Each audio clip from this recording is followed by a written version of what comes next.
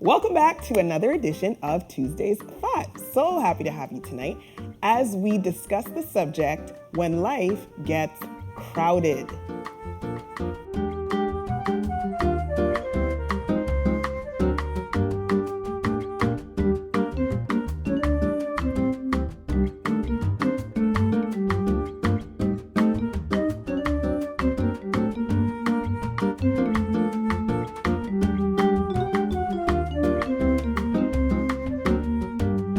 Thanks so much for taking 2 seconds before we start our thought to like, share, tag someone, subscribe, comment, all of that. We appreciate you taking a minute to do so. All right, most of us as social beings enjoy the company of other people. Now, God, after all, in the early part of the scriptures at the outset of creation, said it's not good for man to be alone. From a tender age, when we think about it as we're sort of really young, we're encouraged to interact with peers in our childhood, for instance. You know, you get excited and we celebrate seeing our kids making, their little friends and so on. Over time, the friends that they make, that might develop into a sort of friendship circle. And then as we age, we go through adolescence into adulthood, we begin to have one-to-one relationships. And then we start families. And as we expand our families, we build fellowships in our churches, for example, in our communities, neighborhoods, and so on. And so we're encouraged to build around us. Okay, we really are conditioned, if you think about it, to gravitate towards building a personal community. Sometimes we call that, that's my tribe, or this is my squad. Okay, and it's all about building sort of an infrastructure of people around us, which is all great, of course. Now, in many ways, however, as our circles begin to grow and to expand, and not even just necessarily in terms of the people that we have in our circles, but in terms of responsibilities and opportunities, life can sometimes begin to get very crowded. Dare I say, too crowded. If we're not careful in these moments and these instances and circumstances where all these people, things are surrounding us, if we're not careful, we'll ignore some of the signs and continue to exist in a state of crowdedness, which can be detrimental to us over time. So let's think about for a second some of the characteristics of a crowded place. Get a visual in your mind about a crowded circumstance. So first of all, crowds in general, they're intended to be transitory. So they're really temporary. So what do I mean by that? You may gather in a crowd, for example, for an event, right? And so the space becomes, you're there for an event, so a crowd of people are there, it's crowded. Or think about this example. Maybe you've been driving along the road and there's a terrible accident and people begin to jump out of their cars and a crowd of people begins to sort of hover around. But the minute things start to clear away, if there are any injured people, the vehicles start to clear away, then the crowd will disperse. So it's not meant to be very permanent. It's a transitory, temporary thing. Another characteristic about being in a crowded space or environment is that there's less room to maneuver, right? You might be shoulder to shoulder sometimes when you're in a crowd. So less room to really maneuver. And then the last thing, which I want to highlight, speaks to what happens to our hearing. Usually in a crowded circumstance, things become very noisy. And so when things get too noisy, and I want to transpose this now, sort of figuratively speaking in life, when life becomes too noisy, there's a few things that can happen. We can lose our focus, and even just in general. If you're in a room that's super noisy, your focus can be lost. And more importantly, you can actually miss out on hearing something of significance if there's too much noise in your environment.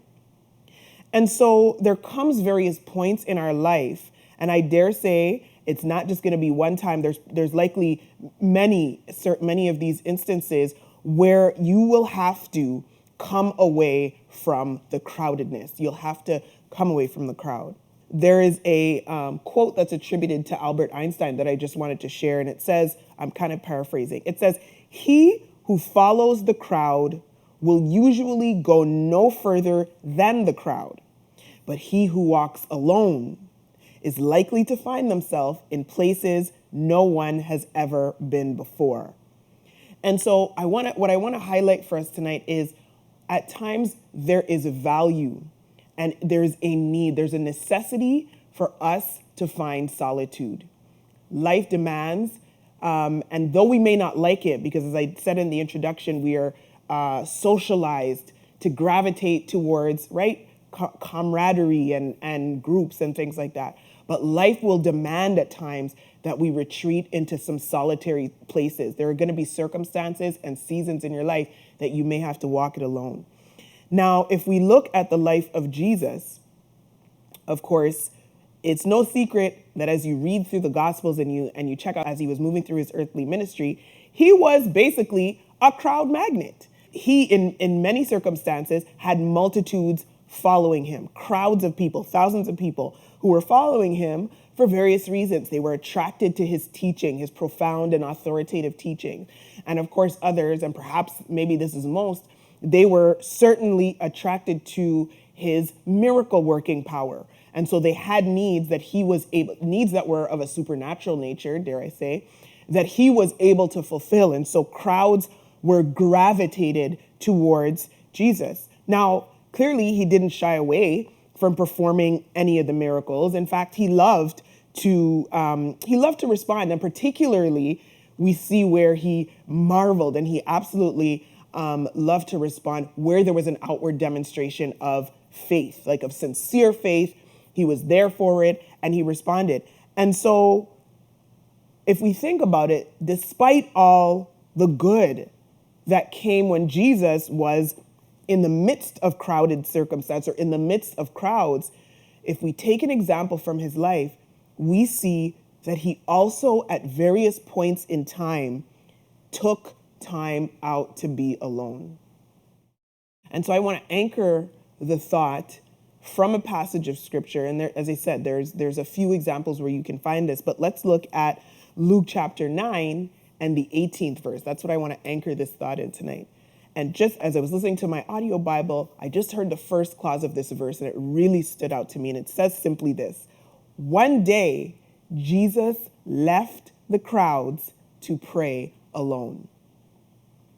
So we see that there was an actual physical distancing and extraction of himself from the crowd so that he could be alone.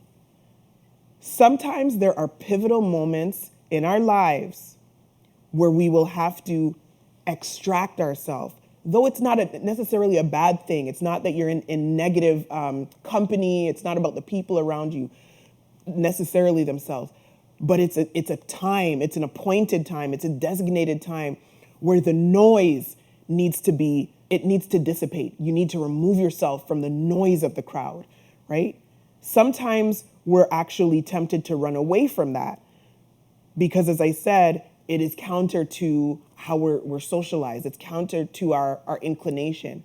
So we become uncomfortable with being alone. But I dare submit to you that this is something that we ought to learn to embrace. Sometimes solitude, or rather times of solitude, if I can say it that way, can benefit the believer, any believer. As I said before, one of the characteristics about being in a crowded space is the noise that comes with it.